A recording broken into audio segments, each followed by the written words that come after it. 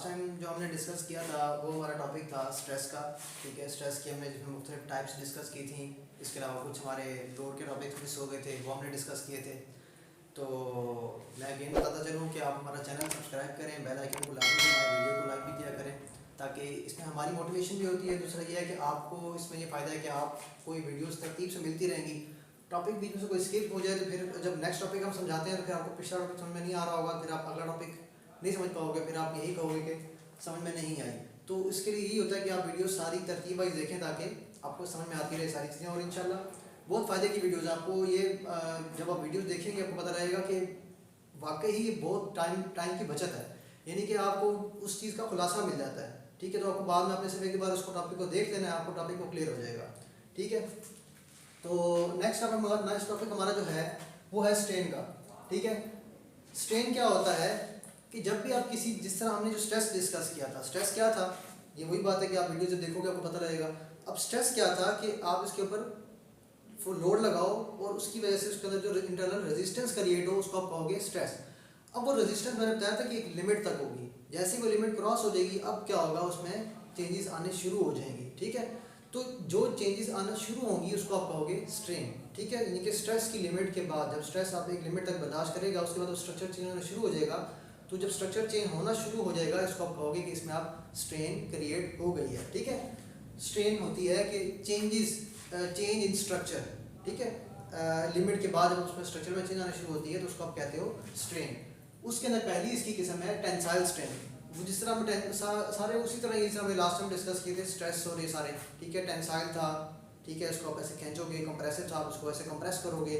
ठीक है, शियर क्या था कि आपने नीचे से लोड लगाया इस तरफ और एक ऊपर से इस तरफ लगाया। ठीक है, तो जो उसमें लेयर टूट सकती थी वो लेयर टूटने को जो रेजिस्ट करेगी फोर्स, उसको आप उसका शियर स्ट्रेस कहोगे। ठीक है, तो ये सारी चीज़ें इधर थी। अब इसी तरह जो टेंसाइल स्ट्रेस है, आप ऐसे उसको खींच रहे थे और इसमें वो चेंजेस क्रिएट नहीं हो रही थी। क्यों? क्योंकि हम लिमिट के अंदर अंदर खींच रहे थे, जो उसकी अपनी लिमिट है, बर्दाश्त की जो लिमिट है उसके अंदर अंदर हम इसको खींच रहे थे, टेंसाइल स्ट्रेस क्रिएट कर रहे थे, तो उसके स्ट्रक्चर में चेंजेस नहीं आ रहे थे। जैसे ही वो लिमिट क्रॉस हो जाएगी उसके बाद क्या होगा, इसके स्ट्रक्चर में ये लंबा होना शुरू हो जाएगा, उसकी स्ट्रक्चर में चेंजेस आने शुरू हो जाएंगे। तो वो जो लिमिट होगी उसके बाद जो उसमें स्ट्रक्चर में चेंजेस आएंगी उसको हम कहेंगे कि इसमें टेंसाइल स्ट्रेन क्रिएट हो गया। इसी तरह कंप्रेसिव स्ट्रेन में भी एक खास लिमिट तक हम इसको कंप्रेस करते रहेंगे, स्ट्रक्चर में चेंजेस नहीं आएंगी। जैसे ही वो लिमिट क्रॉस होगी उसके बाद उसमें स्ट्रक्चर में चेंजेस आने शुरू हो जाएंगे। वो जो पॉइंट है उसको हम कहेंगे कि यहाँ पर इसमें अब कंप्रेसिव स्ट्रेन क्रिएट हो गया। फिर उसको होता है शीयर स्ट्रेन।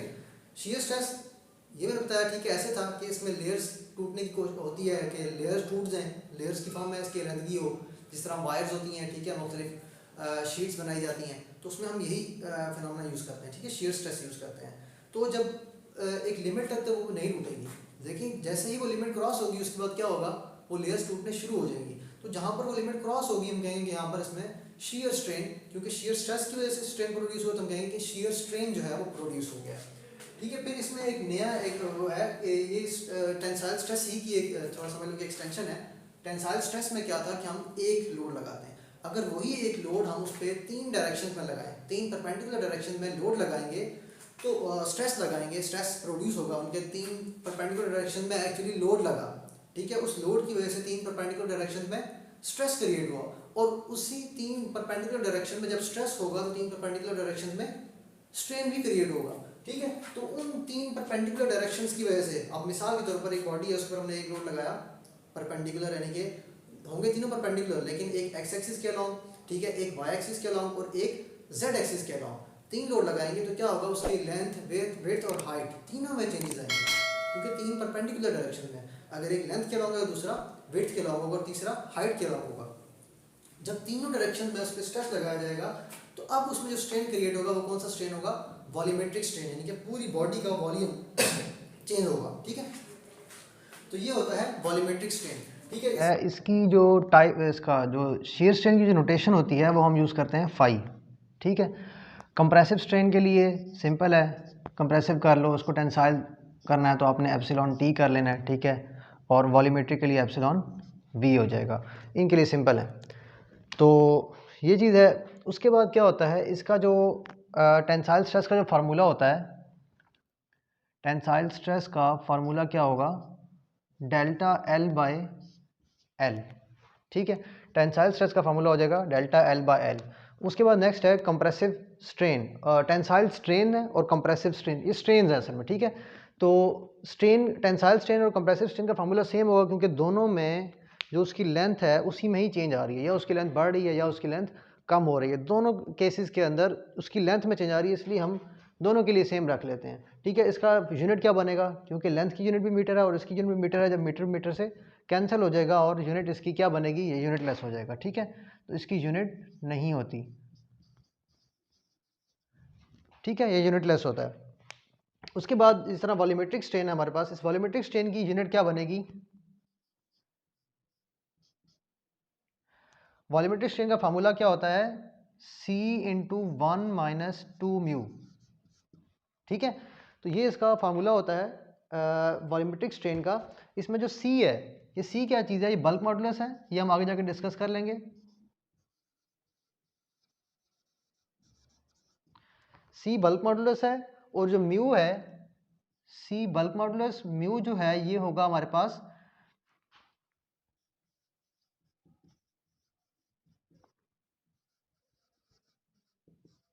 ठीक है, पॉइजन्स रेशो, ये भी हम आगे जाके डिस्कस करेंगे, पॉइजन रेशो भी आगे जाके डिस्कस करेंगे, और जो बल्क मॉडुलस है इसको भी नेक्स्ट लेक्चर में इंशाल्लाह डिस्कस करेंगे कि ये क्या होता है, ठीक है। तो ये इसका फार्मूला आप लोगों ने याद कर लेना है। म्यू फिर किसके इक्वल होता है वो हम आगे जाके डिस्कस कर लेंगे। इसको हम ऐसे भी लिखते हैं, C इंटू 1 माइनस 2, और म्यू जो है 1/m होता है, ठीक है।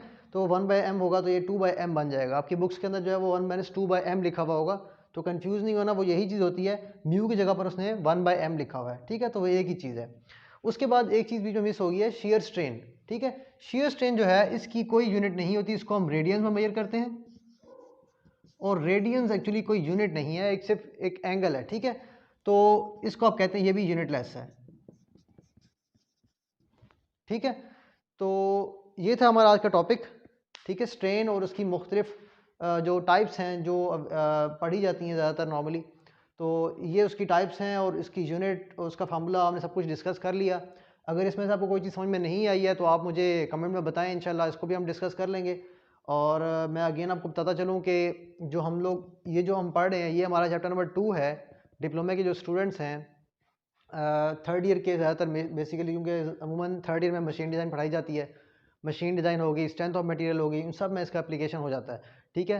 तो अगर आपको कोई चीज़ समझ में नहीं आ रही है आपको, या इसके अलावा आप चाह रहे हैं कि टॉपिक कोई आगे से कोई टॉपिक, यानी कि आपने कुछ कोर्स आपका आगे चला गया है, तो आप अगर उसमें से कोई टॉपिक समझ में नहीं आ रहा तो आप मुझे बताएं, हम वो वाला डिस्कस कर लेते हैं टॉपिक, ठीक है। लेकिन मैं एक तरतीब से चल रहा हूँ ताकि स्टूडेंट्स जो हमारे साथ चल रहे हैं उनको पता हो कि हम किस तरतीब से चल रहे हैं, ताकि हम वो हमारे साथ चल सके ना। तो नहीं तो अगर मैं अपनी मर्ज़ी से टॉपिक चूज़ करूँगा तो वो तो फिर वास्ट, जो हमारी मैकेनिकल इंजीनियरिंग है बहुत वास्ट फील्ड है, ठीक है। तो वो फिर बहुत आगे चला जाता है काम, इसलिए मैं एक तरतीब से लेके चल रहा हूँ। ये हमारा चैप्टर नंबर 2 चल रहा है जो डिप्लोमा के स्टूडेंट्स हैं उनके लिए। इसके अलावा अगर आप टेस्ट एंट्री टेस्ट की तैयारी करना चाह रहे हैं, ठीक है, और एंट्री टेस्ट की तैयारी के अंदर आपको कोई टॉपिक समझ में नहीं आता, आप मुझे वो बताएं, हम इंशाल्लाह वो भी डिस्कस कर लेंगे टॉपिक। और ये जो है ये हमारा साथ साथ तरतीब से चलता रहेगा। और आपने अगर अभी तक हमारा चैनल सब्सक्राइब नहीं किया तो उसको लाजमी सब्सक्राइब करें, और साथ जो बेल आइकन का आइकन होता है उसको भी क्लिक करें, ताकि आपको नोटिफिकेशन मिलते रहें जब भी हम कोई नई वीडियो अपलोड करें। Thank you very much. अल्लाह हाफिज़।